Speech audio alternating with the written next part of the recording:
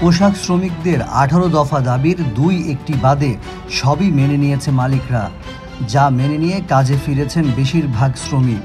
চালু হয়েছে সাভার গাজীপুরের বেশিরভাগ কারখানা। তবে কয়েকদিন যেতে না যেতেই ফের বিক্ষোভ শুরু হয়েছে, কিছু এলাকায় ঘটেছে ভাঙচুরের ঘটনাও।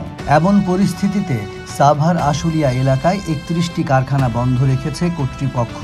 তারা বের হয়ে একে একে আমাদের এলাকায় 30টা ফ্যাক্টরির মধ্যে প্রায় 20টা ফ্যাক্টরি 1 ঘন্টার মধ্যে সকালে বন্ধ করে দিল এবং আমরা একে একে আমাদের চালু ফ্যাক্টরির ভিতরে ওয়ার্কাররা কাজ করছে এবং করতে চাচ্ছে, আমাদের গেটে আক্রমণ আসার পরে আমরা সেটাকে ছেড়ে দিতে বাধ্য হলাম।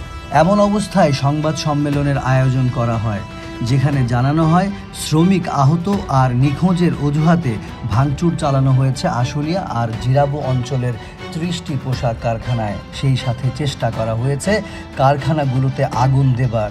উদ্যোক্তাদের অভিযোগ, কারখানা আক্রান্ত হওয়ার পরেও যথাসময়ে সহযোগিতা মেলেনি আইন শৃঙ্খলা রক্ষাকারী বাহিনীর।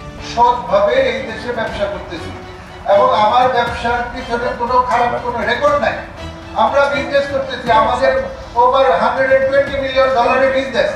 আমরা কি দেশের প্রতি আমাদের কোনো ধরনের ট্যাক্স নেই? আমরা দেশের প্রতি কোনো কাজ করি না। সংবাদ সম্মেলনে জানানো হয়, গেল 2 মাস ধরে চলা অস্থিরতার প্রভাবে ব্যাহত হয়েছে উৎপাদন। ফলে ক্রয় আদেশ পাওয়ার পরও ক্রেতাদের চাহিদা অনুযায়ী পণ্য সরবরাহ করতে পারছে না উদ্যোক্তারা। এর প্রভাবে অসন্তোষ জানাচ্ছে বিদেশি ক্রেতারা। কমেছে ক্রয় আদেশ, হয়েছে বাতিলও।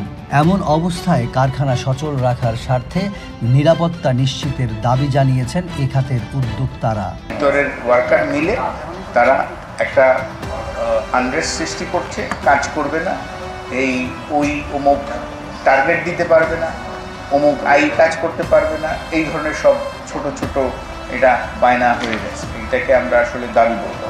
উদ্যোক্তাদের শঙ্কা, এমন অবস্থা চলতে থাকলে আগামী 3 থেকে 4 বছরের মধ্যে তৈরি পোশাকের বাজার হারাবে বাংলাদেশ।